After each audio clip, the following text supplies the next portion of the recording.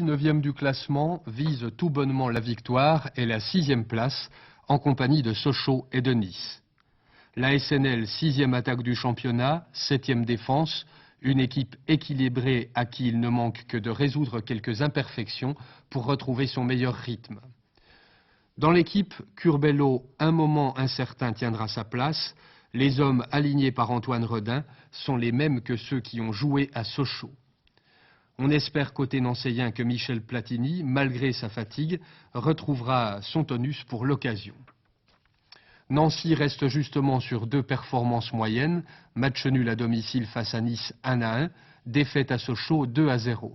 Pour la SNL qui est toujours en course en Coupe de France et qui se déplace à Valenciennes vendredi en quart de finale, le derby se révélera à la fois une utile mise au point et l'éternelle occasion de régler l'épineuse question de l'hégémonie régionale.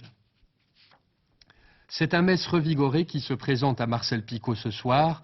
Le club mosellan n'a pas encaissé le moindre but au cours des 3 derniers matchs et reste sur 2 victoires contre Bordeaux et Lyon et un match nul à Reims. 12e du classement avec 31 points, le FC Metz lorgne vers la première partie du peloton à laquelle il recollerait en cas de victoire, 1 point derrière Paris Saint-Germain. La faiblesse de l'équipe, l'attaque. Naguère la meilleure de France, elle ne figure plus qu'au 18e rang du championnat. Curioni n'est plus là et Braun se trouve parfois bien esselé. Un réconfort, la défense, la 8e de première division et un jeune gardien de but, Michel Ettoré, qui s'acquitte avec beaucoup de brio de la difficile mission de remplacer André Ray. À Nancy ce soir, ce sont les mêmes que ceux qui ont battu Lyon. À suivre le numéro 10, Souto, un junior dont vous entendrez sûrement beaucoup parler.